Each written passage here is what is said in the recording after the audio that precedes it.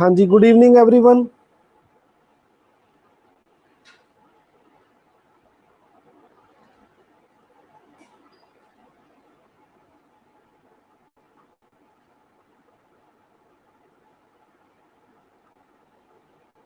हाँ जी, good evening. आदाब, नमस्ते, सत श्री अकाल, प्रेज द लॉर्ड, जामसी की।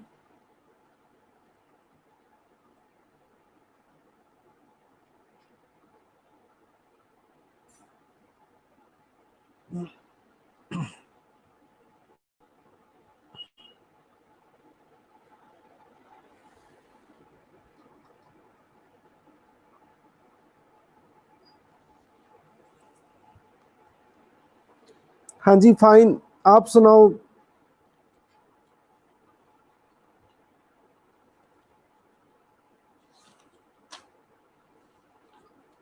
आवाज आ रही है?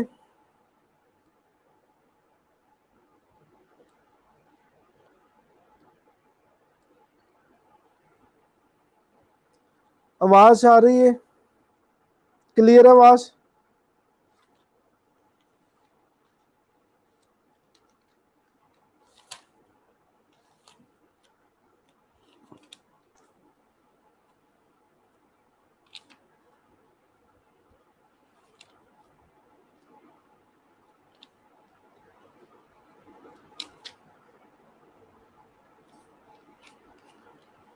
आज हम टॉपिक करेंगे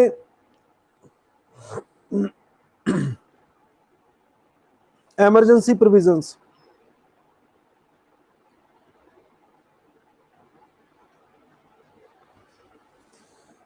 हाँ जी, chapter number 16।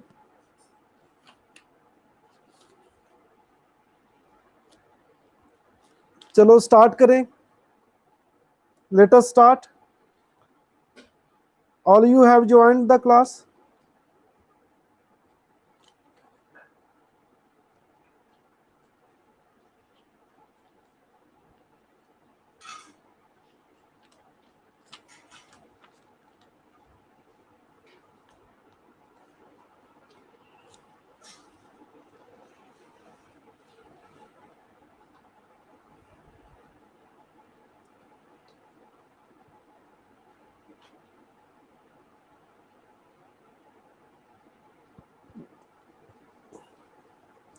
Sixteen chapter, book वही रहेगी, लक्ष्मीकांत।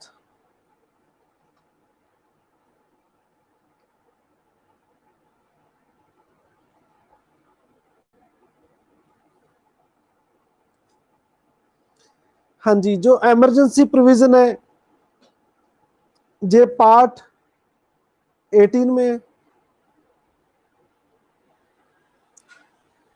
ठीक है, पार्ट 18 में कॉन्स्टिट्यूशन के पार्ट, टोटल पार्ट कितने हैं कमेंट्स में लिखें। How many parts of constitution? How many parts of constitution? Constitution के कितने पार्ट है?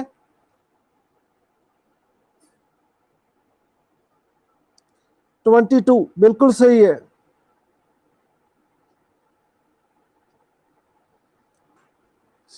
क्या नाम लिखा रहा है?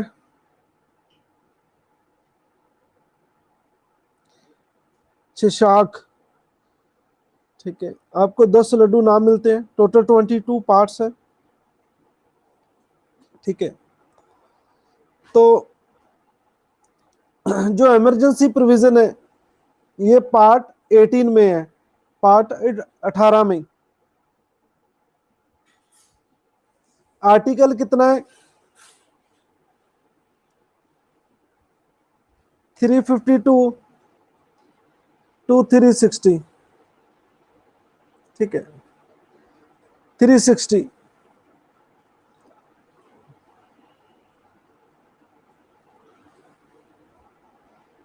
मैंने आपको पहले भी एक दिन कहा था कि इमरजेंसी में क्या हो जाता है, single administration. Single administration father all and all हो जाता है, father is all and all means central government is all and all. जो स्टेट गवर्नमेंट होती है, ठीक है, उनकी नहीं चलती, सारा जो एडमिनिस्ट्रेशन है, सारा जो प्रशासन है वो किसके हाथ में आ जाता है, बोलो, सेंट्रल गवर्नमेंट के। ठीक है, तो शक्तिमान कौन बन जाता है, union government, central government. Clear है जी।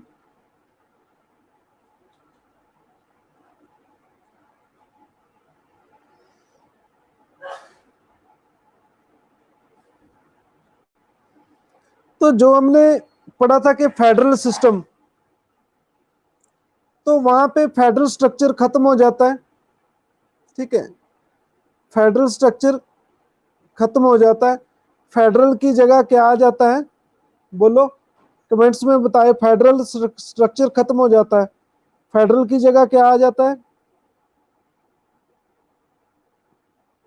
आप कमेंट्स में बताएं। यूनिटरी, बिल्कुल सही जवाब है आपका, शुभम ने सही आंसर दिया है। शुभम सेठी, 10 लड्डू ना मिलते हैं शुभम जी आपको, और सोफिया की तरफ से आपको बहुत ज़्यादा ब्लेसिंग। ठीक है, तो यूनिटरी सिस्टम हो जाता है, क्या हो जाता है, यूनिटरी सिस्टम, सिंगल गवर्नमेंट हो जाती है, सिंगल गवर्नमेंट। ठीक है,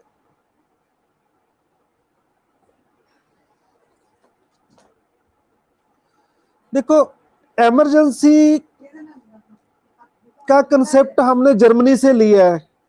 कहां से लिया है, जर्मनी से। एक दिन मैंने पहले भी बताया था आपको, ठीक है, हिटलर, हिटलर को तो जानते ही होंगे आप। ठीक है, तो पंजाबी काफी सॉन्ग भी है।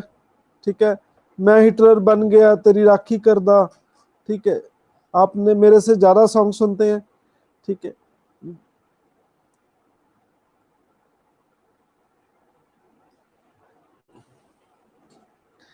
ठीक है, तो इमरजेंसी प्रोविजन कहां से लिया हमने, जर्मनी से। ठीक है, तो इमरजेंसी का मीनिंग क्या है जी, हम देखें कि इमरजेंसी होती क्या है। देखो, देश जब भी देश पे कोई मुसीबत आती है, तो सारे देश में क्या चाहिए, एकता चाहिए, यूनिटी चाहिए। ठीक है, यूनिटी, यूनिटी की वजह से हम एक ही सिस्टम कर देते हैं, यूनिटरी सिस्टम कर देते हैं, ता जो हमारा कोई स्टेट है, जहां हमारे लोग, हमारे स्टेट कोई अपने ही देश के खिलाफ उनको मिस यूज ना किया जाए। तो ये मोटिव रहता है। फड़ा दे यार, मैं क्लास ला रहा हूँ।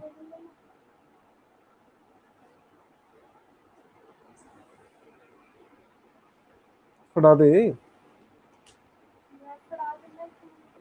यार, इधर देखी जाते मैनू मिट्टी।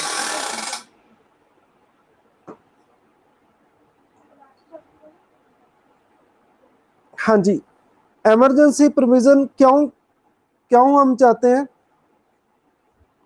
ठीक है, मैं आपको सिंपल शब्दों में बताया कि जब देश में कोई आफत आती है, देश में कोई मुसीबत आती है, तो हम क्या चाहते हैं, एकता चाहते हैं, यूनिटी चाहते हैं, हमारे देश में यूनिटी हो, एकता हो। इसलिए सिंगल एडमिनिस्ट्रेशन हो जाता है, एक ही शासन हो जाता है सेंट्रल गवर्नमेंट का। ठीक है, तो जो पीएम है वो पूरा शक्तिमान बन जाता है, प्रेसिडेंट के अंडर हो जाता है सारा देश, उसकी जो सारी पावर्स है वो कौन यूज करता है, पीएम यूज करता है। ठीक है, तो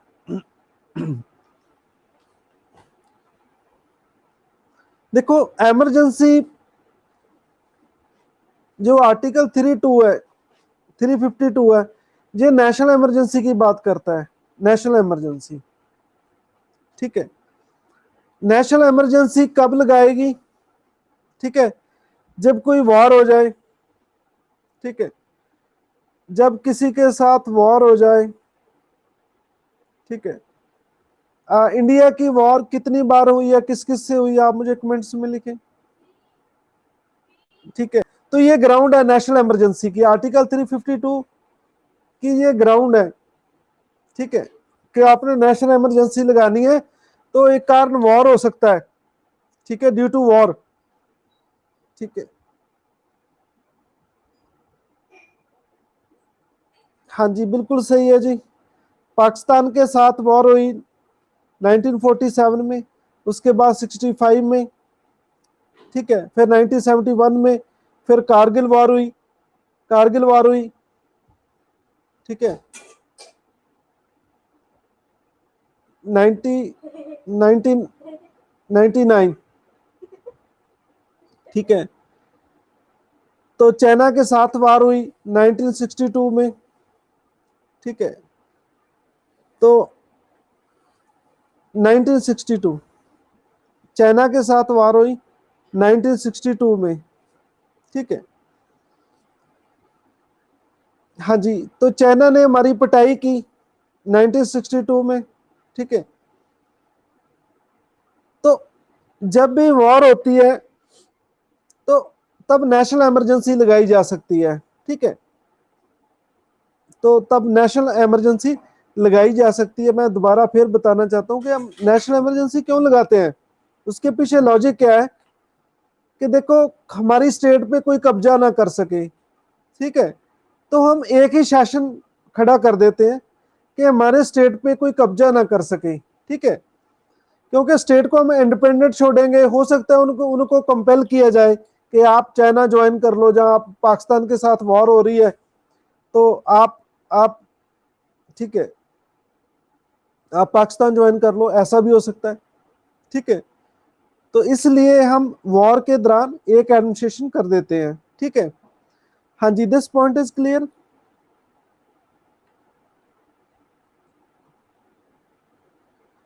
देखो,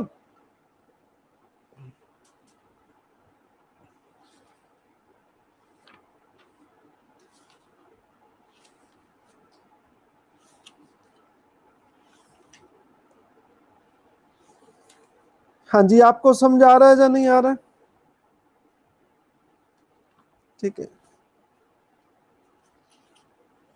देखो जितनी हमारी पाकिस्तान के साथ जितनी भी वॉर हुई है, ठीक है, हमने उनकी पिटाई की है। ठीक है, तो चाइना से हमारी जो पिटाई है वो, चाइना से हमारी पिटाई 1962 में हुई है। ठीक है, तो तब उस टाइम इतनी वो रिलैक्स इन टेक्नोलॉजी, हमारे जो आर्मी जवान थे उनके पास इतने सोफिस्टिकेटेड वेपन नहीं थे। ठीक है, तो ये कुछ हुआ, लेकिन अब नहीं हुआ होगा। और दूसरा पॉइंट है एक्सटर्नल अग्रेशन। ठीक है, एक्सटर्नल अग्रेशन। ठीक है, एक्सटर्नल अग्रेशन। देखो अग्रेशन क्या होता है? ठीक है, जब बाहर से कोई हमला होता है, वॉर नहीं होती लेकिन बाहर से कोई हमला होता है। ठीक है, जिन बच्चों को 1992 का पता होगा कि हमारी जो कारगिल पहाड़ी थी उस पे टेररिस्ट कुछ बैठ गए थे चढ़ के। कारगिल फिल्म मूवी भी है एक, आपने देखी है कारगिल मूवी? हाँ जी, मूवी देखी है कारगिल? ठीक है, मैंने तो देखी है। ठीक है, आप भी देख लेना। ठीक है, आप मुझे बताओ, कारगिल कारगिल दिवस कब मनाया जाता है? कारगिल विक्ट्री दिवस कब मनाया जाता है? कारगिल डे। गलत जवाब, आपके 10 लड्डू वापस लेते हैं।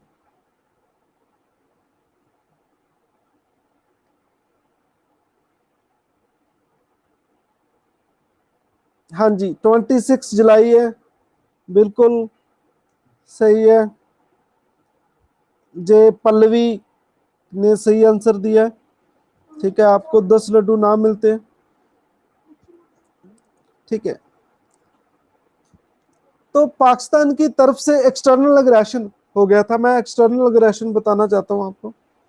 ठीक है, तो देखो जो हमारी पहाड़ी थी बहुत बर्फ से ढकी रहती है, बहुत वहाँ क्लाइमेट इतना अच्छा नहीं है, तो कुछ टेररिस्ट 100-150 टेररिस्ट वहां पे बैठ के ऊपर चढ़ के, ठीक है।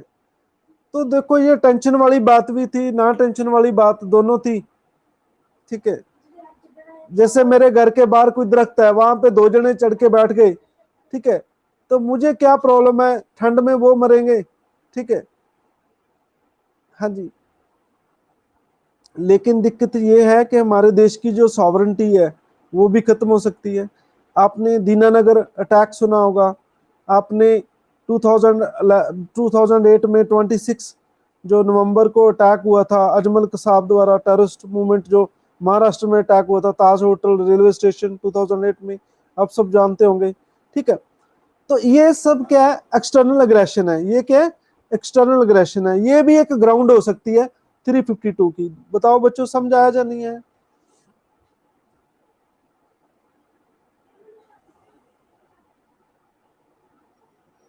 हाँ जी, आपको नहीं समझ आ रहा?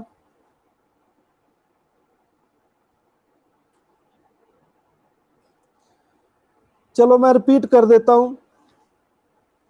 इंडिया पे बाहर से कोई हमला हो जाए, एक तो वॉर होगी, देखो पाकिस्तान के साथ हमारी वॉर जो हो जाए, युद्ध हो जाए, उनकी फौज और हमारी फौजें दोनों लड़ रही है, तो उसे वॉर कहते हैं। तब हमारे देश में इमरजेंसी लग सकती है, ठीक है। हाँ जी, क्लियर है। और जब वॉर ना हो लेकिन कुछ बंदे अटैक करते हैं हमारी धरती पर, तो उसे एक्सटर्नल अग्रेशन कहते हैं। ये 2 चीजें मैंने करवाई है। एक्सटर्नल अग्रेशन क्या होता है, बाहर से अटैक, बाहरले देश से अटैक। अब क्लियर है? हाँ जी बताओ। Now this point is clear. Gore book Chak low, book चक लो,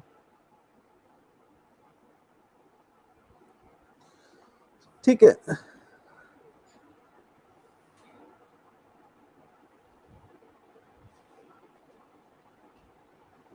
और तीसरा है आर्मड रिबेलियन, आर्मड रिबेलियन, ठीक है। आर्मड रिबेलियन क्या होता है, हथियारबंद विद्रोह हो जाए देश में, ठीक है। हथियारबंद विद्रोह कैसे है, कि लोगों के पास हथियार हो, AK-47 हो, ठीक है, तो वो हमारी फौज के खिलाफ, हमारी पुलिस के खिलाफ रिवोल्ट कर दे, उनको मारने लग जाएं, तो ये आर्मड रिबेलियन होता है, ठीक है। तो ये भी एक इमरजेंसी का कारण बनता है, आर्मड रिबेलियन, ठीक है। तो हम इसको रोकने के लिए भी नेशनल इमरजेंसी लगा सकते हैं, ठीक है। तो पहले क्या हुआ करता था, ठीक है, आर्मड रिबेलियन की जगह वर्ड होता था इंटरनल डिस्टरबेंस, इंटरनल डिस्टरबेंस,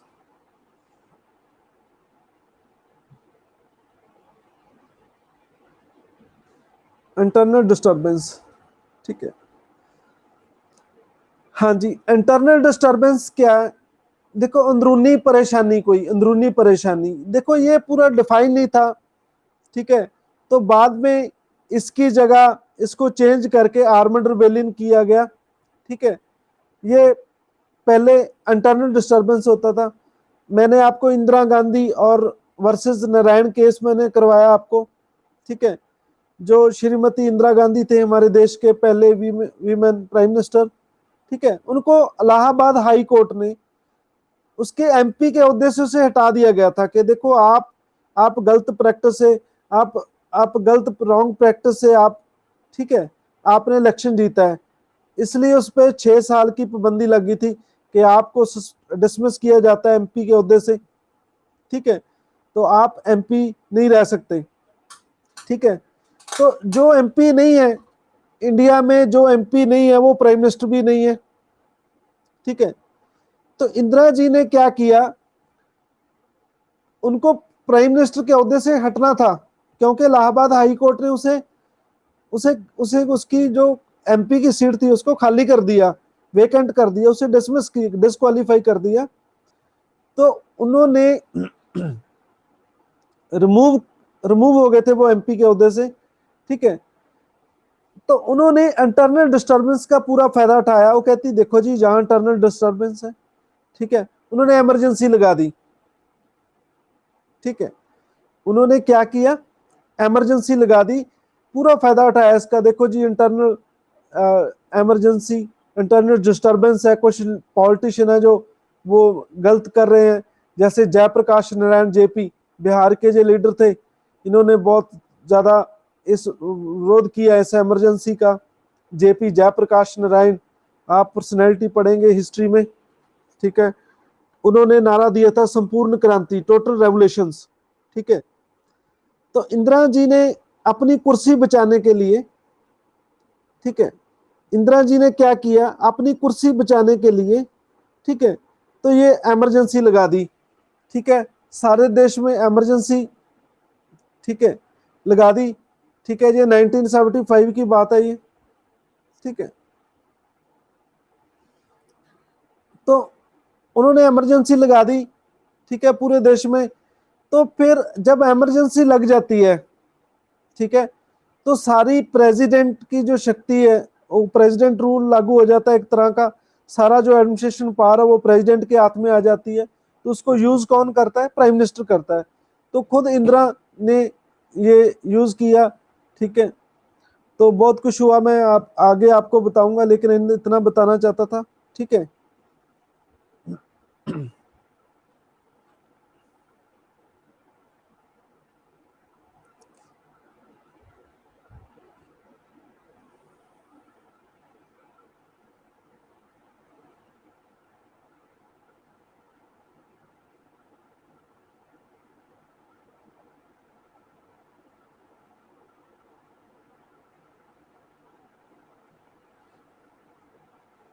हाँ जी, इसके अलावा एक स्टेट इमरजेंसी होती है। ठीक है, मैं बुक से करा रहा हूँ, स्टेप बाय स्टेप आपको कराता जाऊंगा, कोई दिक्कत नहीं है। ठीक है, नेक्स्ट है 356, स्टेट इमरजेंसी कहते हैं इसे। ठीक है, क्या कहते हैं इसे, स्टेट इमरजेंसी। ठीक है,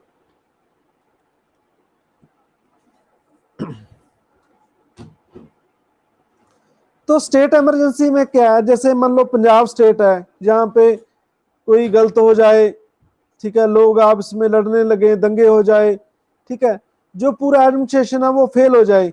ठीक है, तो यहाँ का जो गवर्नर है वीपी सिंह बदनौर, ठीक है, वो प्रेसिडेंट को लिख के देगा कि यहाँ आप रूल करो, जहां स्टेट रूल करने में सक्षम नहीं है। ठीक है, तो कैप्टन अमरिंदर सिंह जी यहाँ रूल नहीं कर सकते, आप रूल करो। ठीक है, देखो बेयर एक्ट से भी करा देंगे, पहले बुक कर लेते हैं, वही चीजें हैं, बेयर एक्ट में भी वही चीजें हैं। ठीक है, बुक में भी वही चीजें हैं, आप समझते जाओ, इतनी टेंशन मत लो। ठीक है, पूरा जो पॉलिटी है, हमारी कॉन्स्टिट्यूशन है, वो सब सेम है। ठीक है, ये कभी चेंज, जे अमेंडमेंट होके चेंज तो होता है, लेकिन जो स्पिरिट है वही रहती है। आप चाहे बेयर एक्ट से पढ़ो, चाहे आप बुक से पढ़ो, चाहे आप मैगजीन से पढ़ो, तो इमरजेंसी जो प्रोविजन है वो सेम रहेंगी। ठीक है, आप चिंता मत करो, टेंशन मत लो ऐसी। ठीक है, जैसे बहनें कोई सूट खरीदती हैं, ठीक है, तो ठीक है, चाहे वो पटियाला से खरीद लो, चाहे जलंधर से खरीद लो, चाहे अमृतसर से खरीद लो, ठीक है, रेट थोड़ा बहुत इधर उधर हो सकता है, लेकिन चीज वही मिल सकती है। ठीक है, तो चाहे कोई नोट्स अपने बना लो, किसी से किसी के नोट्स पढ़ लो, कॉन्स्टिट्यूशन तो वही सेम रहेगा। आर्टिकल 352 सेम रहेगा, आर्टिकल 356 सेम रहेगा। ठीक है, तो हम देखते हैं कि बहुत सारे कोचिंग सेंटर है जो वो कहते हैं कि हमारे पढ़ाई से आया, बच्चों को बहुत मिसगाइड किया जाता है। ठीक है, लेकिन हम ऐसा नहीं करते, आप सबको पता है। ठीक है, यहाँ सच सच है। ठीक है, तो आपको नोट्स में लिख के दे दे तब भी 356 रहेगा। ठीक है, आप खुद पढ़ लो फिर भी 356 रहेगा। ठीक है, चाहे किसी से पूछ लो फिर भी 356 रहेगा। ठीक है, स्टेट इमरजेंसी क्या है, जब स्टेट की मशीनरी जो फेल हो जाए, तो तब गवर्नर लिख के देता है, किसको लिख के देता है, प्रेसिडेंट को। ठीक है, प्रेसिडेंट को लेके देता है, देखो भाई यहाँ सिस्टम सही नहीं है, ये नहीं सही चल सकता, ठीक है, तो सारा काम काज आप अपने हाथ में ले लो, ठीक है। तो ये है स्टेट इमरजेंसी, क्लियर है। हम आगे डिटेल में पढ़ेंगे, just we are doing the introductory part, clear.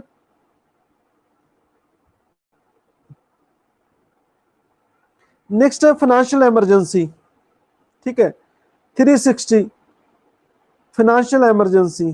Financial emergency इसका मीनिंग क्या है, ठीक है, इसका मीनिंग क्या है कि जब हमारे देश में फाइनेंशियल क्राइसिस आता है, जैसे अब कोरोना की वजह से, ठीक है, देखो सरकार के पास पैसे नहीं है, ठीक है, तो आपने मैंने कराया था एक दो दिन पहले एक्ट ऑफ गॉड, ठीक है, जो जीएसटी का पैसा इकट्ठा हुआ है सेंटर के पास, ठीक है, वो स्टेट्स को नहीं मिल रहा, एम्प्लॉइज को सैलरी नहीं मिल रही, ठीक है, जो हॉक पे रखे थे टीचर और, ठीक है, जो गेस्ट फैकल्टी थे, ठीक है, काफ़ी यूनिवर्सिटीज़ ने उनको सैलरी नहीं दी, तो बहुत दिक्कत आई कोरोना की वजह से।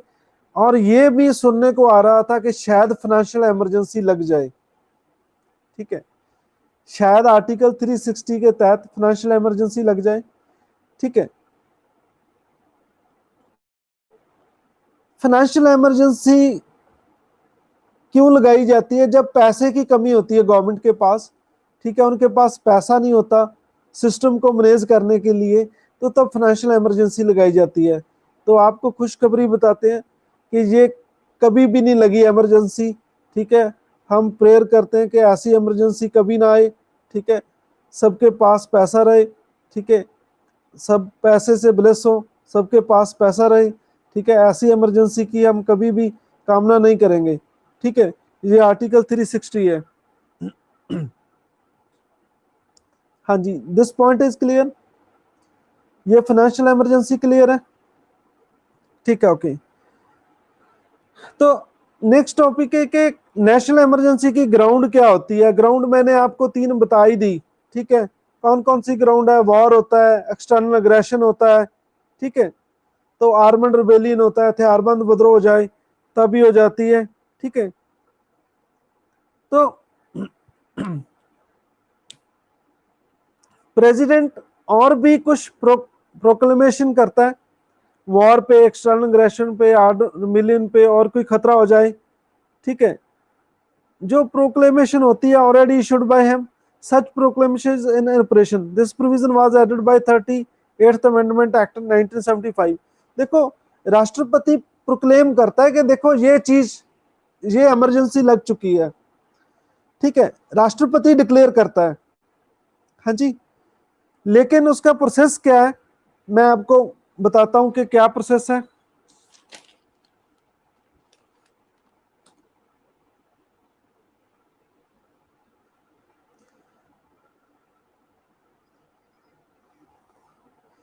देखो एक और क्वेश्चन माइंड में आता है कि ये इमरजेंसी कहाँ कहाँ डिक्लेयर होगी। देखो पूरे देश में भी हो सकती है, एंटायर कंट्री में भी हो सकती है, और कुछ पार्ट में भी हो सकती है, ठीक है। तो जो 42nd अमेंडमेंट है इंदिरा गांधी जी ने जो की थी, जिसे मिनी कॉन्स्टिट्यूशन कहते हैं, ये कहते हैं कि नेशनल इमरजेंसी को स्पेसिफिक एरिया में भी लगाया जा सकता है, कि ये जरूरी नहीं है कि पूरे देश में लगे, ऐसा नहीं हो सकता। चलो मेरा एक क्वेश्चन है, मैं आप आपका माइंड चेक करता हूं कि आप प्रेजेंट हैं आज की क्लास में और एब्सेंट हैं, ठीक है, तो ये हम चेक करते हैं। कभी ने किसी ने हो सकता है कि डिनर ना लिया हो, ठीक है, तो किचन से जो स्मेल आ रही हो खाने की, तो हो सकता है मेरी तरफ ध्यान ना जाए, उधर ज़्यादा चला जाए, ये भी हो सकता है, ठीक है। आज आप क्या बनाया है, क्या खाएंगे, ठीक है, बहनें कुछ ज़्यादा सोचती हैं, ठीक है, तो भाई तो जो भी मिल जाए वो खा लेते हैं, ठीक है, ठीक, ठीक है। आप मुझे बताओ कि कोरोना की वजह से नेशनल इमरजेंसी डिक्लेयर हो सकती है?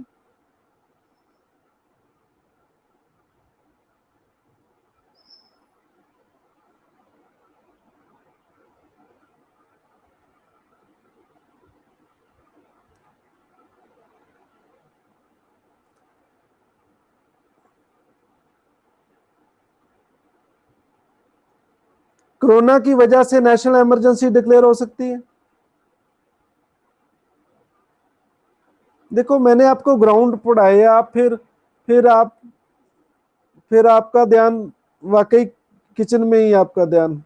ठीक है,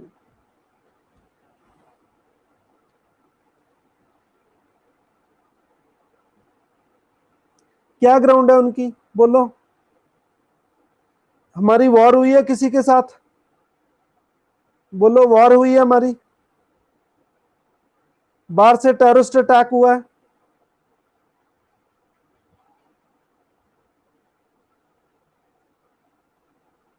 ठीक है, नहीं हुआ। हथियारबंद विद्रोह है, आर्मड रिबेलियन हुआ है। ये आप सही बता रहे हैं, फाइनेंशियल इमरजेंसी हो सकती है। ये ज्योतिका जी का आंसर है ये। ठीक है, ज्योति जी का आंसर है ये। ठीक है, इसलिए आपको 10 लड्डू मिलते हैं और सोफिया की तरफ से आपको बहुत ज्यादा ब्लेसिंग। ज्योतिका का आंसर ये सही है। हाँ एक चीज है, ठीक है, जो मैं आपसे, ये 3 ग्राउंड है। देखो जो देखो ये बायोलॉजिकल अटैक है, फिर तो नेशनल इमरजेंसी हो सकती है। आप कोरोना, जे ये इसको अटैक मान लिया जाए कि ये वायरस अटैक है इंडिया पे, ठीक है, तब तो नेशनल इमरजेंसी हो सकती है, क्योंकि ये एक्सटर्नल अग्रेशन का पार्ट आ जाएगा। अब दिस पॉइंट इज क्लियर।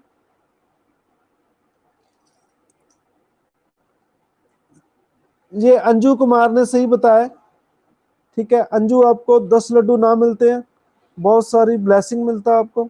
ठीक है, जे इसको वायरस अटैक मान लिया जाए, ठीक है, तो फिर नेशनल इमरजेंसी लग सकती है। This point is clear. If you got it से यस। लेकिन जे इसको डिजीज ही माना जाए, फिर नेशनल इमरजेंसी नहीं लग सकती, फाइनेंशियल इमरजेंसी लग सकती है। ठीक है, बोलो हाँ या ना। ठीक है,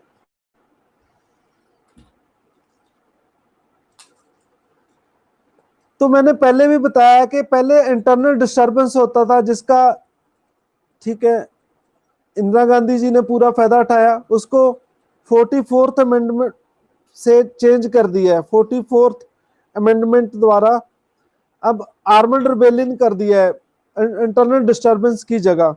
ठीक है,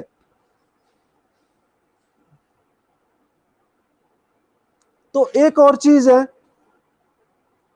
ठीक है,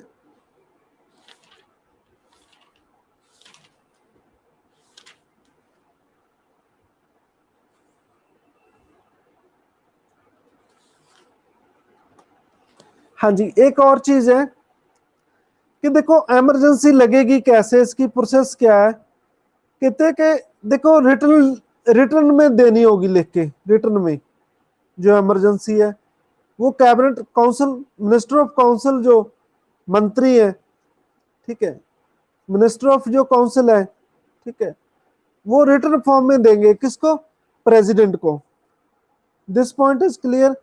लेकिन जो इंदिरा ने इमरजेंसी लगाई थी 1975 में, वो लिखती रूप में नहीं दी गई थी। ठीक है, तो उसका तो स्टाइल ही हो रहा है। ठीक है, और इंदिरा ने अकेले ही लगाई थी, किसी से नहीं पूछा, किसी मंत्री को नहीं पूछा, अपने मंत्री को, पूरी टीम होती है, देखो पीएम होता है, उसकी पूरी टीम होती है। ठीक है, किसी को नहीं पूछा गया। जो उस टाइम राष्ट्रपति थे फखरुद्दीन अली अहमद, उनको घर में बुला लिया गया, कहते हैं कि आप साइन करो यहाँ पे। उसको साइन करा के तो फिर रेडियो पे डिक्लेयर कर दिया गया कि नेशनल इमरजेंसी जो डिक्लेयर हो जाती है, आप घबराइए मत। ठीक है, तो पूरे देश में इमरजेंसी लगा दी है। ठीक है, तो कहते हैं इंदिरा जी स्पीच देते हैं रेडियो पे जाके। ठीक है, ऐसा सुनने को मिला। लेकिन 44th अमेंडमेंट द्वारा कुछ चेंजेस लाई गई है कि देखो इसका कोई मिस यूज ना करे, क्योंकि मैं बार बार कहता हूं कि इंदिरा ने इसका मिस यूज किया था अपनी सीट बचाने के लिए, अपनी प्रधानमंत्री की सीट को बचाने के लिए उन्होंने नोइंगली इमरजेंसी लगाई थी। ठीक है, तो उन्होंने कह दिया कि देखो भाई आप रिटर्न फॉर्म में देंगे, ठीक है, ये लिखती रूप में होगी, ये ऑरली नहीं कहेंगे। आप प्रेसिडेंट को फोन करके कह दो कि आप अब इमरजेंसी लगा दो, ठीक है, ऐसा नहीं हो सकता। तो कैबिनेट लिख के देगी ये, ठीक है। हाँ जी, क्लियर है।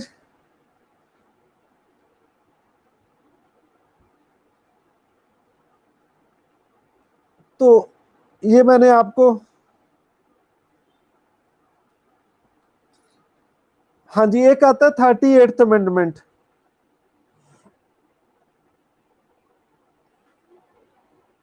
ठीक है, 38th अमेंडमेंट क्या कहती है कि इमरजेंसी को जुडिशियल रिव्यू से इम्यून कर दिया था। ठीक है, कि इमरजेंसी के दौरान जो जुडिशियल रिव्यू नहीं हो सकता, पर फिर इसको डिलीट कर दिया गया 44th अमेंडमेंट द्वारा। ठीक है, ठीक है। In Minerva mill case Supreme Court held that proclamation of national emergency can be challenge in any court on the ground of malafide. देखो, कहते हैं कि इमरजेंसी को कोर्ट में चैलेंज किया जा सकता है। ठीक है, देखो, मैंने आपको कुछ दिन पहले क्लास में बताया था कि स्टेट इमरजेंसी को चैलेंज किया गया था उत्तराखंड हाई कोर्ट में। ठीक है, तो पहली बार इंडिया के इतिहास में हुआ, ठीक है, कि स्टेट इमरजेंसी लगाई हो और हाई कोर्ट द्वारा उसे उठा दिया गया हो, उसे अनकॉन्स्टिट्यूशन डिक्लेयर कर दिया हो। जज का नाम भी पता होगा आपको, जज जोसेफ, आजकल सुप्रीम कोर्ट के जज हैं वो। ठीक है, तो उन्होंने गलत डिक्लेयर कर दिया था, मतलब। ठीक है, आप सबको पता ही है। तो 38 अमेंडमेंट कर ली इंदिरा ने। ठीक है, वैसे मैं बताऊं आपको, इंदिरा भी सही थी अपनी जगह पे। ठीक है, चलो मैं आपसे ये बात साझी करना चाहता हूं। ठीक है,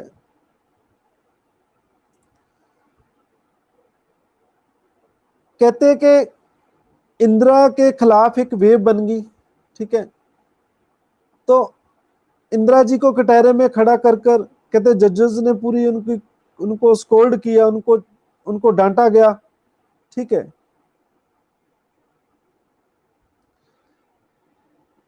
हाँ जी, स्मिथ जी, आप इंदिरा के बड़े फैन हैं। ओके, ठीक है, तो मैं भी बड़ा फैन हूं। ठीक है, तो पंजाब में जब 10 साल अकाली दल की सरकार रही तो मैं अकाली दल के साथ था। ठीक है, जब कांग्रेस की गवर्नमेंट आई तो मैं कांग्रेस के साथ हो गया। ठीक है, तो इसे कहते हैं टर्न कोट। ठीक है, पॉलिटिकल की भाषा में से क्या कहते हैं, टर्न कोट है। ये पॉलिटी की वकैब है। ठीक है, तो मैं आपको वकैब थोड़ी बहुत ही कराता रहूंगा। ठीक है, जब मोदी जी देश के पीएम बने, ठीक है, तो मैं उनका बहुत बड़ा फैन हो गया। ठीक है, तो मैं भी पॉलिटिशियन की तरह चेंज होता रहता हूं।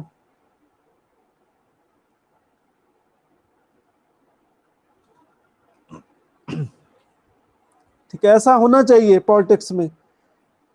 लीडर एक दिन में 3 बार पार्टी चेंज कर देते हैं, मैंने 4 बार की है। ठीक है,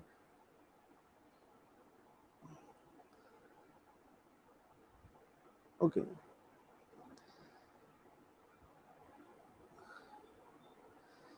तो 38th अमेंडमेंट कहती है कि देखो, जुडिशियल का रिव्यू नहीं होगा। ठीक है, पर इसे आप डिलीट कर दिया है। जो इमरजेंसी गलत लगाता है, पीएम जानबूझ के गलत लगाता है, तो कोर्ट उसे हटा सकती है। ये मैं आपको चीज बताना चाहता था। ठीक है, इमरजेंसी के बहाने पीएम बना रहे खुद। जैसे मोदी जी की टेन्योर जो कब पूरी हो रही है एज ए पीएम, हाँ जी, किस साल मोदी जी के 5 साल पूरे हो जाएंगे, बोलो।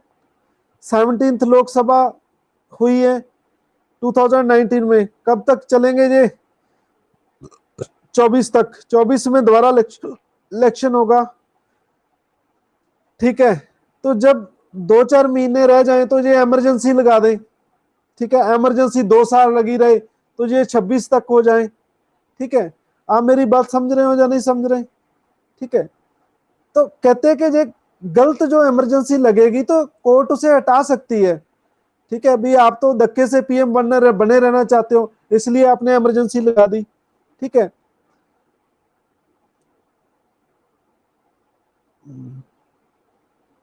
हाँ जी, बात समझ आई या नहीं आई। ठीक है।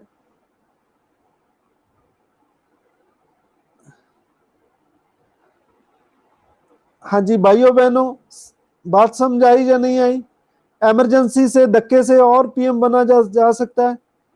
बताओ, आपके खाते में 15 लाख आया या नहीं आया? नहीं नहीं सॉरी, आपको इमरजेंसी का ये कंसेप्ट समझ आया या नहीं आया?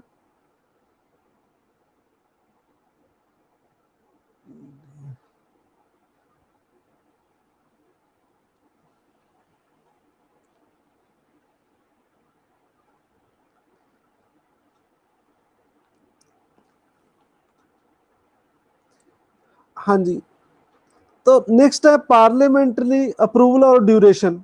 हम पढ़ेंगे कि इमरजेंसी कब तक रहेगी, ठीक है, ये चीज हम समझेंगे। कहते हैं कि दोनों हाउस 1 मंथ के अंदर अंदर अप्रूव करनी पड़ेगी। देखो, पीएम और उसके मिनिस्टर के पास शक्ति है, वो रिटर्न रूप में प्रेसिडेंट को देंगे।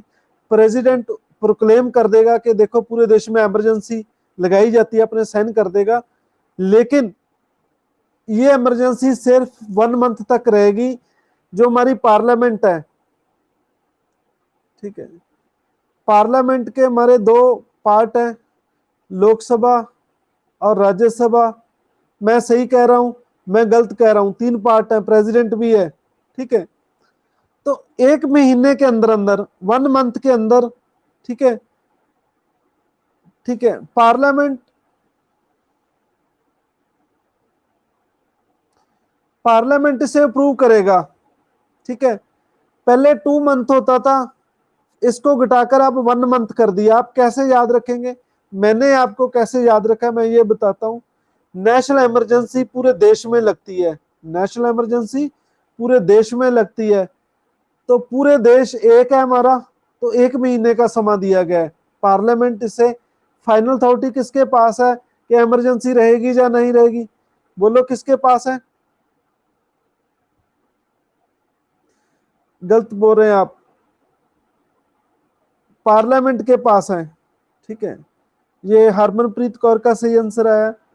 हरमन जी, आपको, मैं शायद आपका नाम गलत तो नहीं ले रहा, हरसिमरन है, आई थिंक हरसिमरन है, हरसिमरनप्रीत कौर। 10 लड्डू आपको नाम मिलते हैं।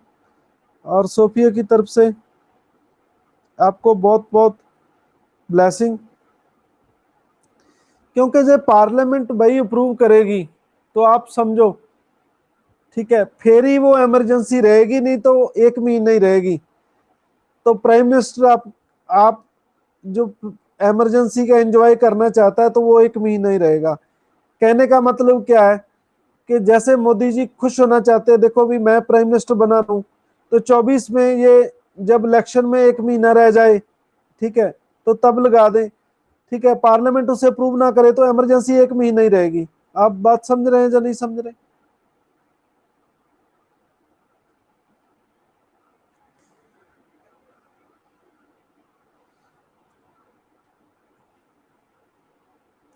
देखो, जब इमरजेंसी लग जाती है तो पार्लियामेंट उसे 1 मंथ के अंदर अंदर उसे अप्रूव करती है कि हाँ ये, उसे पास करती है इमरजेंसी को, तो फिर इमरजेंसी रहती है।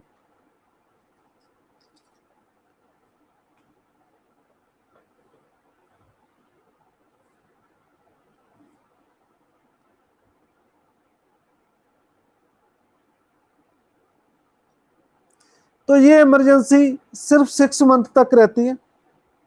जब ये पास हो जाएगी तो सिर्फ 6 मंथ तक रहेगी। हाँ जी, अब ठीक है।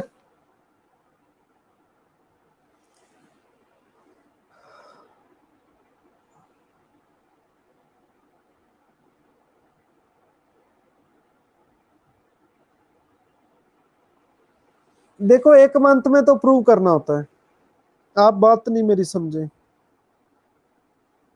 1 मंथ में तो प्रूव करना होता है।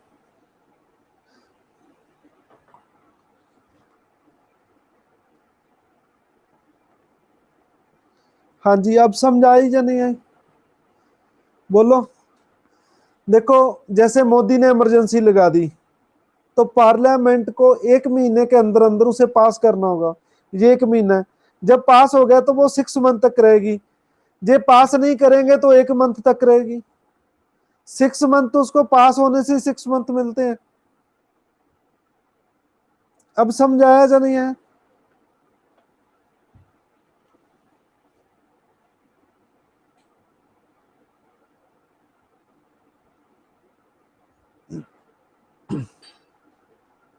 ठीक है।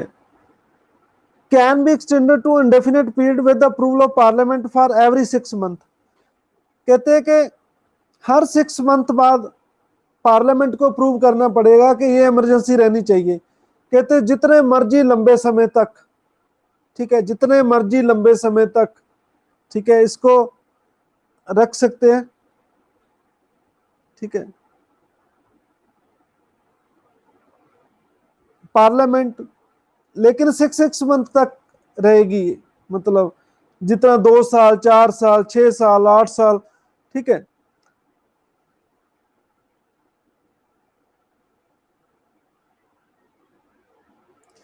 पहले ये प्रोविजन नहीं थी इंदिरा के टाइम में। ठीक है, ये भी 44th अमेंडमेंट द्वारा की गई है, आप समझो। ठीक है, जैसे 2024 में मोदी जी ने इमरजेंसी लगा दी, 1 महीने में उसे पार्लियामेंट अप्रूव करेगी, वो 6 मंथ तक लगेगी।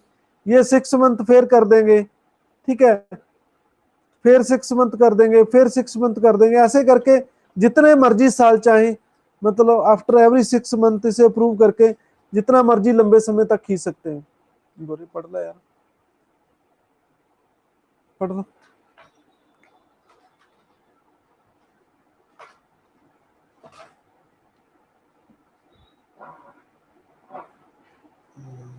इमरजेंसी किस बेस पे लगती है ये तो अभी बता चुका हूं मैं आपको, इसकी ग्राउंड बता चुका हूं, वही ग्राउंड है। ठीक है, वही ग्राउंड है जी।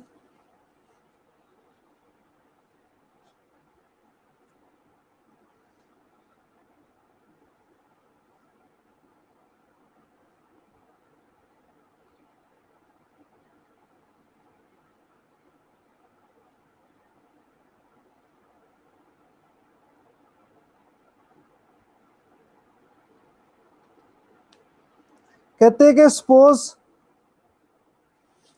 सपोज लोकसभा डिसॉल्व होगी। ठीक है, सपोज लोकसभा डिसॉल्व होगी, लोकसभा खत्म होगी। ठीक है, तो फिर क्या होगा? ठीक है, तो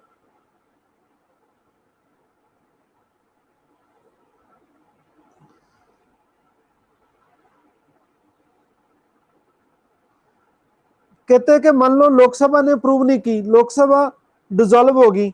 ठीक है, तो फिर उस टाइम राज्यसभा इसको अप्रूव करेगा। लेकिन जब नई कोई लोकसभा रिकंस्टिट्यूशन होगी लोकसभा की, ठीक है, तो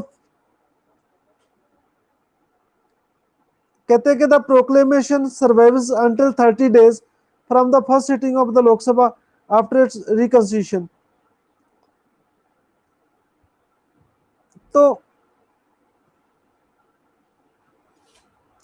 then the proclamation survives until 30 days।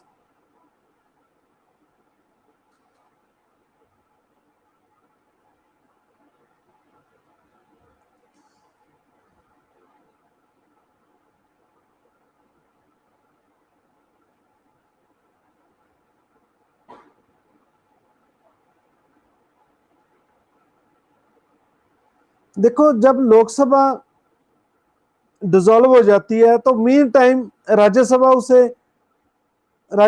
Approve कर देती है। हाँ जी, ये पॉइंट समझाया। तो ये प्रोक्लेमेशन 30 days ही रहती है। ठीक है, मतलब जब जब मान लो सपोज लोकसभा डिसॉल्व होगी तो इमरजेंसी सिर्फ 30 डे ही रहेगी। ठीक है, तो उस टाइम राज्यसभा इसे अप्रूव कर देगी, ये मैं कहना चाहता हूं। क्लियर है?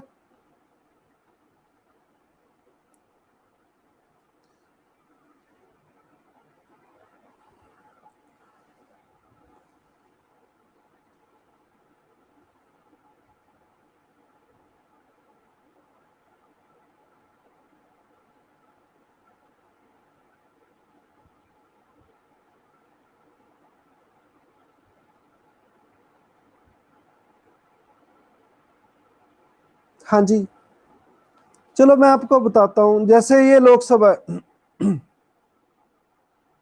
अब कौन सी लोकसभा चल रही है? 17th लोकसभा चल रही है, ठीक है, 17th लोकसभा चल रही है, ठीक है। तो मान लो लोकसभा ना रहे, प्रेसिडेंट आपको मैंने कराया कि प्रेसिडेंट लोकसभा को खत्म कर सकता है, डिसॉल्व कर सकता है, ठीक है। तो फिर जो नेक्स्ट टाइम इसे पास करने की जरूरत पड़ेगी, ठीक है। तो ये लोकसभा नहीं है तो राज्यसभा अप्रूव कर देगी इसको, इमरजेंसी को, ठीक है। जब लोकसभा नहीं बन के आएगी, ठीक है, तो वो इसे अप्रूव कर देगी, ये चीज है, ठीक है। तो दोबारा एक्सटेंड करना है, मान लो इमरजेंसी को एक्सटेंड करना है,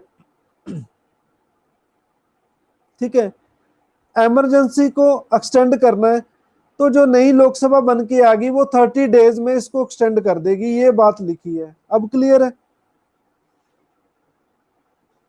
जब तक उसे नई लोकसभा उसे पास नहीं करेगी तो वो 30 डेज तक की रहेगी, ये चीज मैं कहना चाहता हूं।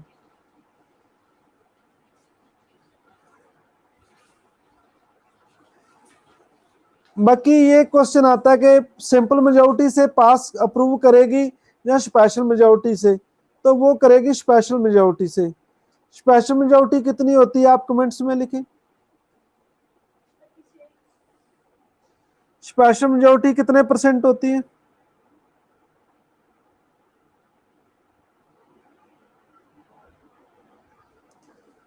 2/3, बिल्कुल सही है। हरसिमरनप्रीत कौर, आपको 10 लड्डू ना मिलते हैं। शिवम, आपको भी 10 लड्डू ना मिलते हैं, चाहे 2/3 कह लो चाहे 66% कह लो, ठीक है। तो पहले ये प्रोविजन सिंपल मेजोरिटी थे, सिंपल मेजोरिटी था, लेकिन अब क्या है, स्पेशल मेजोरिटी कर दी गई है, ठीक है।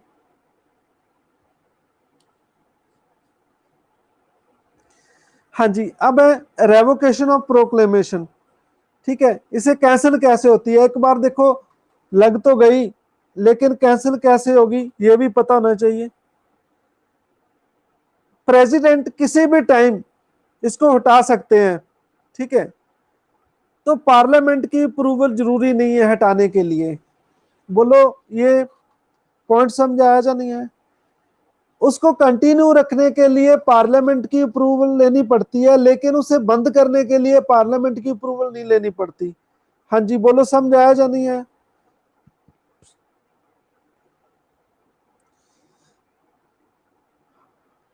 हाँ जी, this point is clear. Okay,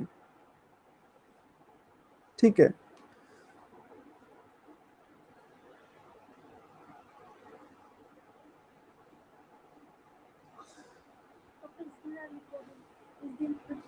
नहीं नहीं, रहने दे। हाँ जी, तो कहते हैं कि president must revoke a proclamation if the Lok Sabha pass resolution disapproving its continue, ठीक है। तो प्रेसिडेंट वैसे भी रिवोक कर सकता है, जो लोकसभा रेजोल्यूशन पास करती है, ठीक है, अभी इसे बंद कर दो, फिर भी कर देता है, वैसे उसकी जरूरत नहीं है। ये 44th अमेंडमेंट में ये इंट्रोड्यूस किया गया, ठीक है। पहले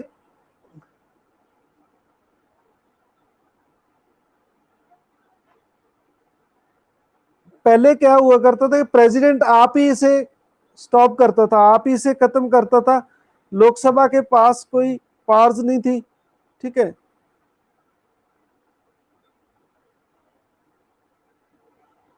ठीक है, तो 44th अमेंडमेंट द्वारा ये ऐड किया गया, ठीक है, तो कि लोकसभा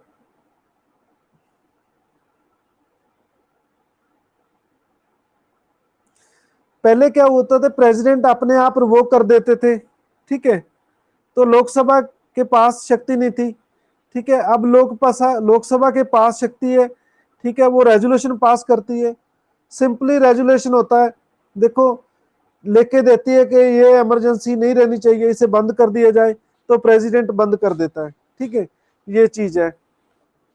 बोलो ये हटाने का, लगाने का प्रोसीजर बताया, मैंने हटाने का प्रोसीजर बताया, बताओ इसमें कोई डाउट है जहां क्लियर है ये?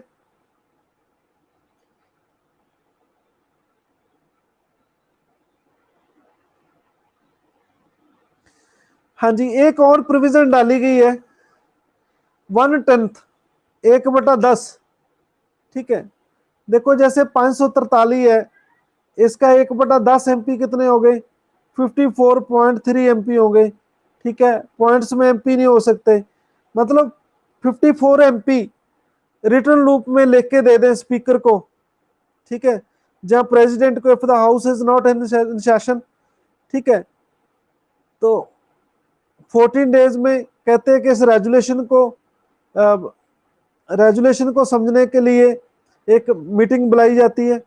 ठीक है, डिसअप्रूव कर दिया जाता है इमरजेंसी को। मैं आपको सिंपल भाषा में बताता हूं। ठीक है, इमरजेंसी हटाने के लिए लोकसभा के 10% लोग कह दें कि ये इमरजेंसी हट जाए तो हट जाएगी। अब समझ आया कि नहीं आया? जैसे वो सिम सिम खुल जा, ठीक है, ऐसे करके 10% बंदे कह दें कि ये बंद हो जाए तो बंद हो जाएगी। मैं आपको सिंपली बताता हूं।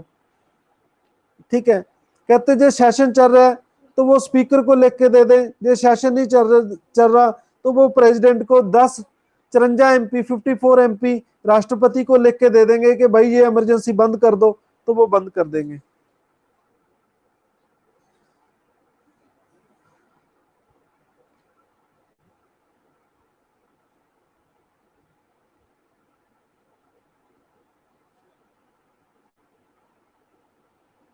पास से जाओ यार, मैं डिस्टर्ब हो रही हूँ।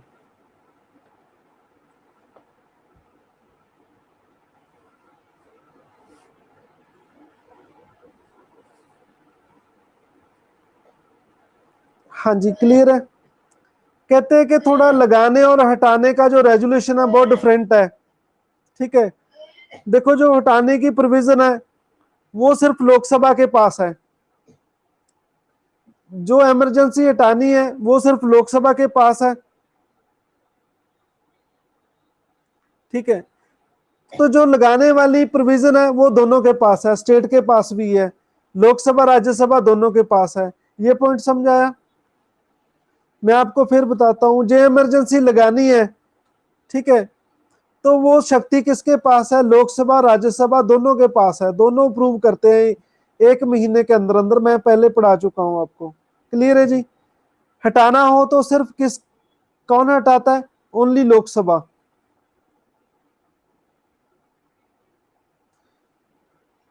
हाँ जी, क्लियर है। तो हटाने का प्रोविजन सिंपल मेजोरिटी से है, लगाने का क्या है? स्पेशल मेजोरिटी से है। ठीक है, हाँ जी, आप बातें क्यों कर रहे हैं भाई? ठीक है, बातें करना तो बहनों का काम होता है, ये भाई क्यों कर रहे हैं ऐसा? हाँ जी,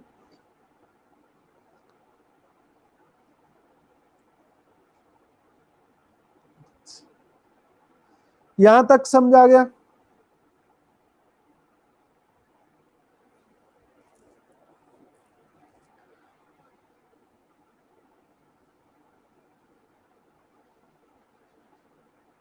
लगानी हो तो स्पेशल मेजोरिटी, हटानी हो तो सिंपल मेजोरिटी। ठीक है, किसी चीज को करना हो तो बहुत मुश्किल से स्टार्ट होती है, ऐसे याद कर लो, तो स्पेशल मेजोरिटी चाहिए। ठीक है, हटाने के लिए सिंपल मेजोरिटी है। ठीक है,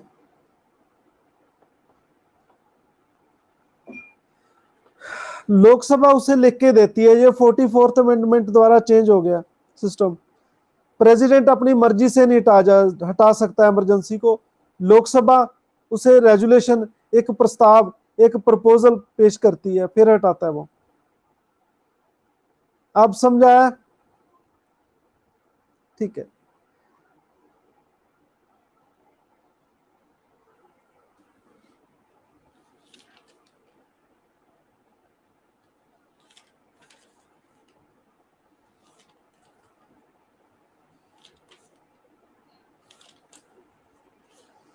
हाँ जी, अब इफेक्ट क्या पड़ता है इमरजेंसी का? हाँ जी, आप मुझे एक चीज बताओ, ठीक है, आप एक दूसरे को अच्छा गाइड करते हैं या नहीं करते? ठीक है, आप ज्यादा से ज्यादा, ठीक है, आप हेल्प करा करो एक दूसरे की, एक दूसरे को पढ़ाने के लिए, ठीक है।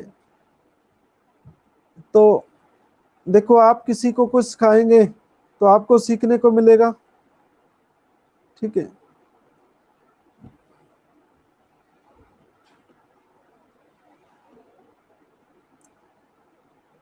आप एक टीम वर्क की तरह काम करो, ठीक है।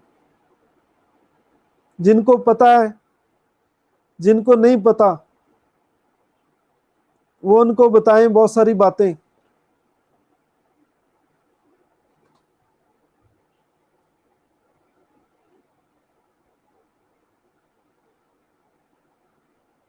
अब इसमें एक जोक भी आप सुनना चाहोगे?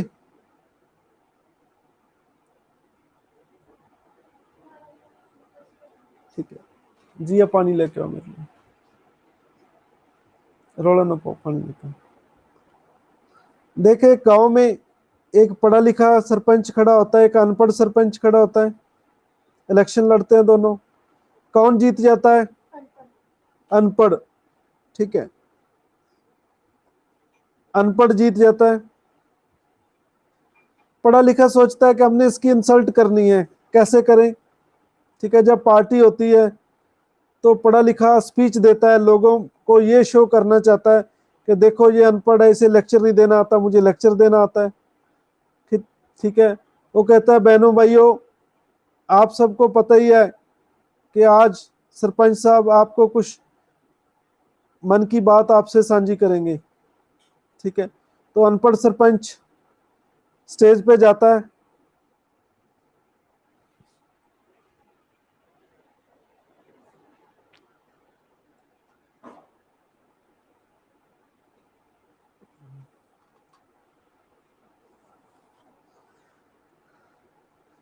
स्टेज पे जाता है, कहता, भाइयों बहनों सभी को नमस्ते। आपको कहता पता ही है कि आज मैं क्या बताने वाला हूं, तो मैं क्या बताऊं? कहता है, ठीक है, कहता है नमस्ते, ये कह के फिर बैठ जाता है। तो जो पढ़ा लिखा सोचता है, भाई ये तो गड़बड़ हो गई, ठीक है, ये तो बच गया बेइज्जती से, इंसल्ट से। तो फिर एक गांव में एक फिर पार्टी होती है, तो वहां पढ़ा लिखा सरपंच फिर स्पीच देता है, कहता है कि आज आपको पता नहीं है, ठीक है, कि आपके सरपंच साहब क्या बताएंगे। फिर वो स्टेज पे जाता है, ठीक है, सबको बुलाकर कहता है कि जी आपको पता ही नहीं है तो मैं क्या बताऊं, ठीक है, ये कह के फिर आ जाता है। वो कहता है यार फिर बच गए। तो फिर तीसरी बार होती है, जो पढ़ा लिखा सरपंच होता है वो कुछ लोगों को सिखा देता है, कहता है कि जब भी ये लेक्चर देने खड़े हो जाएं, आप कहना कि हमको पता है कि आज हमारे सरपंच साहब क्या कहेंगे, ठीक है। तो कुछ लोग कहते हैं कि हमें नहीं पता कि आज हमारे सरपंच साहब क्या सुनाने वाले हैं, ठीक है। तो वो अनपढ़ सरपंच कहता आप ऐसे करो, जिसको पता है और जिसको नहीं पता आप उसको बताओ, ठीक है। तो वो फिर नीचे आ जाता है, फिर इंसल्ट से बच जाता है। तो इसलिए मैं आज आपको कहता हूँ, जिसको पता है, ठीक है, जिसको कोई सब्जेक्ट समझ आ गया, जिसको यूपीएससी के जितना भी ज्ञान है, ठीक है, जिनको नहीं पता उनको जरूर बताओ।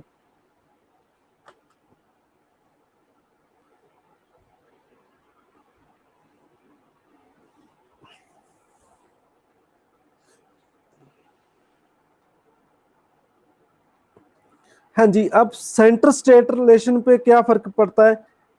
ठीक है, हम पहले देखते हैं एग्जीक्यूटिव पे क्या फर्क पड़ता है।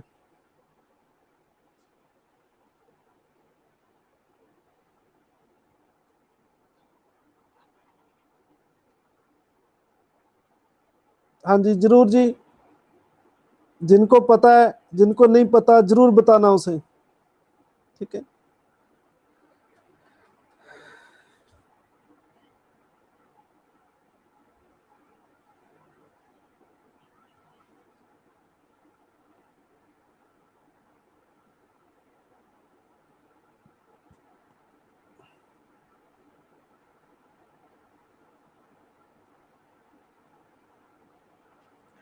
हाँ जी, एग्जीक्यूटिव पावर में क्या आता है, कहते हैं पहले तो सेंटर निर्देश ही देता है स्टेट को, देखो भाई आप ये काम करेंगे, एग्जीक्यूटिव निर्देश ही होते हैं।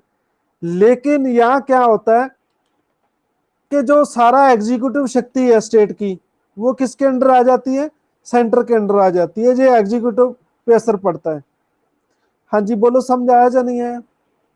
ठीक है, किसी मुख्यमंत्री की जो शक्ति है पूरी स्टेट की, ठीक है, जो उनकी सारी शक्ति है वो किसके हाथ में आ जाएगी, सेंटर के हाथ में आ जाएगी। पहले तो वो निर्देश ही देते हैं, ठीक है, जैसे पंजाब के मुख्यमंत्री कैप्टन अमरिंदर जी हैं, तो मोदी जी उसे आदेश ही देते हैं, देखो भाई आपने लॉकडाउन लगाना है, ठीक है, तो पहले तो वैसे आदेश ही था, लेकिन इमरजेंसी के दौरान सारा जो पंजाब का जो एडमिनिस्ट्रेशन है वो किसके अंडर हो जाएगा, सेंटर के अंडर हो जाएगा। This point is clear? बोलो समझ आया या नहीं आया? पहले तो उन्होंने आदेश ही देते थे कि देखो भाई लॉकडाउन लगाना है आपने, ठीक है, हम भी लॉकडाउन लगा रहे हैं, आप ही लगाओ, ठीक है। अब क्या है कि पूरा का पूरा जो स्टेट है पंजाब, वो किसके अंडर हो जाएगा, प्रेसिडेंट के अंडर हो जाएगा, यूनियन गवर्नमेंट के अंडर हो जाएगा। अब लेजिस्लेचर पार करते हैं, लेजिस्लेचर पे क्या असर पड़ता है,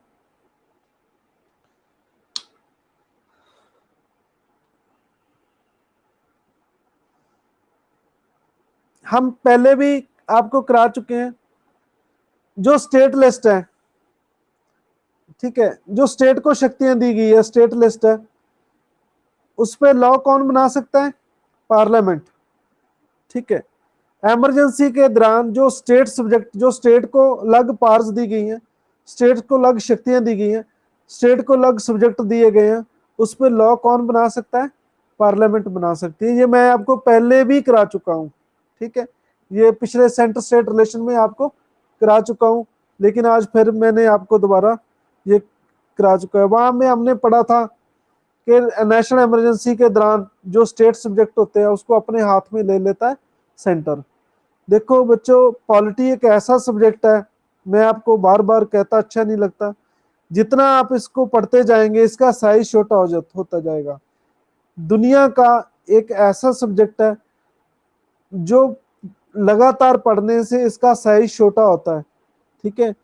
आप मुझे कमेंट्स में बताएं कौन सा सब्जेक्ट है जिनका साइज बड़ा होता रहता है। हिस्ट्री बिल्कुल सही है, ठीक है, हिस्ट्री आप नया चैप्टर देखेंगे तो बिल्कुल नया मिलेगा आपको, लेकिन पॉलिटी ऐसा नहीं है, इसका कोरिलेशन है।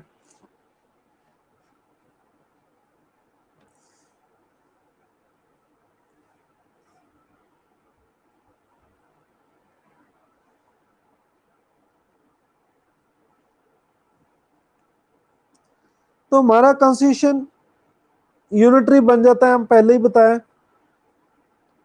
कहते law made by parliament on the state subject during national emergency becomes inoperative 6 months after the emergency has ceased to operate.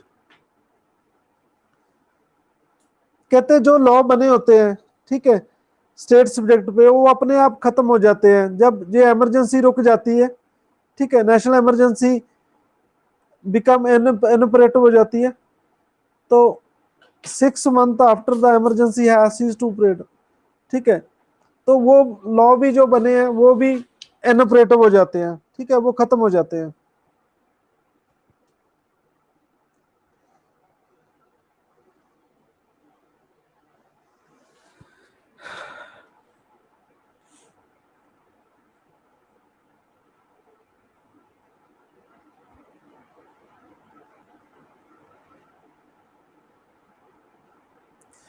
हाँ जी, और क्या होता है कि पार्लियामेंट कुछ पावर्स एंड ड्यूटी इम्पोज कर सकती है, ठीक है, अपॉन द सेंटर और इसके ऑफिसर, ठीक है। कैसी ड्यूटी, जो यूनियन लिस्ट में नहीं है, ठीक है, जो यूनियन लिस्ट में नहीं है। देखो सबका नेट खत्म हो रहा है तो आप 10 मिनट और वेट कीजिए, ठीक है, बाकी हम कल कर लेंगे, कोई दिक्कत नहीं है, 10 मिनट और वेट कीजिए।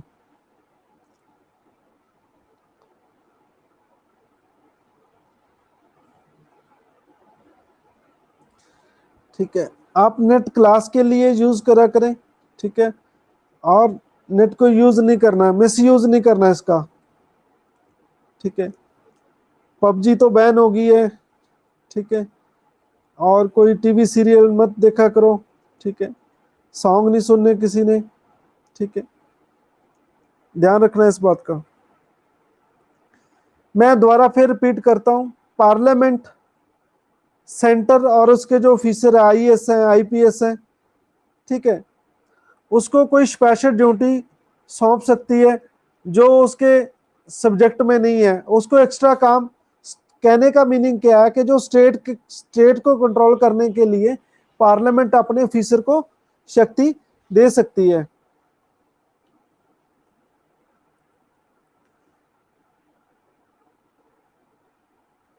पहले यार मैं डिस्टर्ब बनूंगा।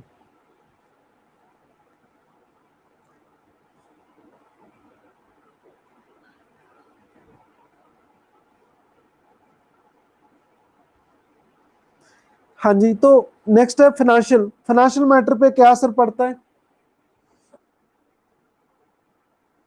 जब नेशनल इमरजेंसी ऑपरेशन में होती है तो प्रेसिडेंट मॉडिफाई कर सकता है, ठीक है, जो रेवेन्यू होता है सेंटर और स्टेट उसके बीच में।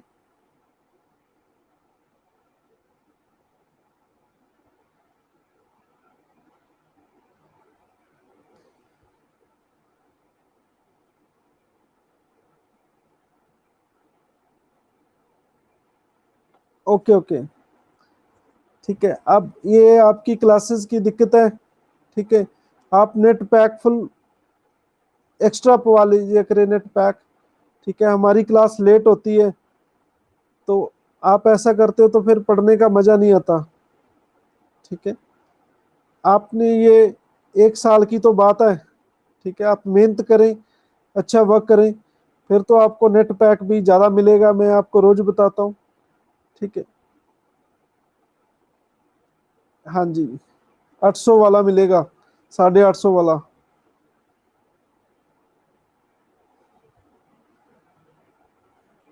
कोई बात नहीं है, हम सब मिलेंगे, ठीक है, आपकी ऑफलाइन क्लास भी लेंगे, ठीक है, कोई दिक्कत नहीं है, हम सब मिलेंगे एक दिन जरूर। हाँ जी, जो सेंटर स्टेट को पैसे देने होते हैं, कहते हैं रेवेन्यू जो इकट्ठा होता है बिटवीन सेंटर एंड स्टेट, उसको मॉडिफाई कर सकता है, ठीक है, जो उसकी डिस्ट्रीब्यूशन है। देखो, अब इमरजेंसी लगी तो नहीं है, स्टेट तो अभी नहीं दे रहा स्टेट को पैसे, तो फाइनेंशियल यहाँ लिखा है कि प्रेसिडेंट के पास शक्ति है, वो रेवेन्यू को डिस्ट्रीब्यूट करने में इधर उधर कर सकता है, सेंटर अपने पास रखेगा, स्टेट को कम देगा, ठीक है, तो स्टेट को जितने भी पैसा है उस पर रोक लगाई जा सकती है, ठीक है, तो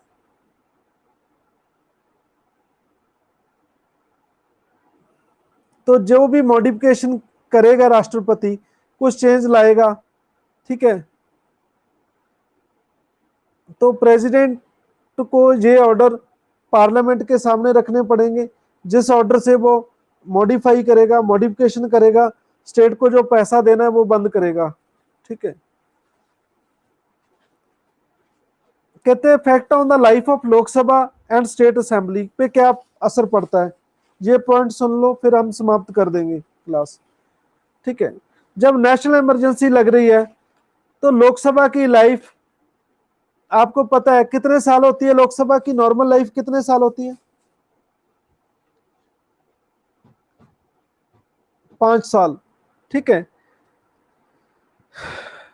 तो by law by parliament for 1 year at a time, तो 1 साल इसकी टर्नओवर बढ़ाई जा सकती है, 5 से 6 साल हो सकती है, ठीक है। This extension can not continue beyond the period of 6 month after the emergency has ceased to operate, ठीक है, जब कहते हैं कि इमरजेंसी रुक गई, कैंसिल हो गई, तो ये 6 मंथ से ज्यादा इनकी टर्नओवर नहीं रहेगी, ठीक है, हाँ जी, जब इमरजेंसी बंद कर दी तो जो लोकसभा है इसकी लाइफ है वो 6 मंथ तक रहेगी, ये कहना चाहता हूं मैं, ठीक है।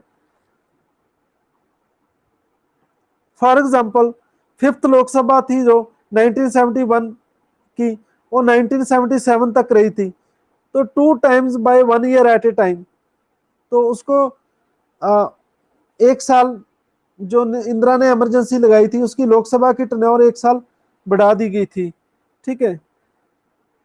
तो स्टेट लेजिस्लेचर उसकी भी 1 ईयर, ठीक है, उसकी भी 1 ईयर जो एलए की बुनियाद है वो भी इंक्रीज की जा सकती है, ठीक है। लेकिन जब इमरजेंसी बंद हो जाए तो फिर ये 6 मंथ तक रहेगी, फिर 1 साल तक नहीं रहेगी। आप ये चीज समझ रहे हो ना? जैसे मोदी जी ने 24 तक रहना है, 24 में इमरजेंसी लगा दी तो ये 25 तक रहेगी, बोलो ये 25 तक रहेगी। लेकिन 24 के 2 महीने के बाद इमरजेंसी खत्म होगी तो फिर 6 महीने रहेगी। ये चीज है, मैं ये चीज बताना चाहता हूं आपको। फिर 6 मंथ से ज्यादा नहीं रहेगी जब इसको इमरजेंसी को बंद कर दिया गया, ठीक है, इसे कैंसिल कर दिया गया। This point is clear.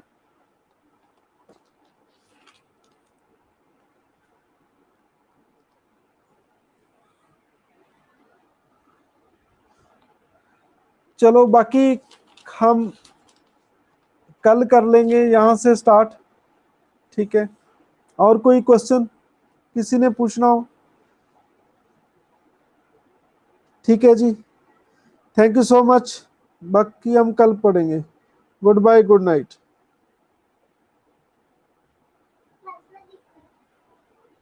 मैंने कुछ लिखना पापा मैंने कुछ लिखना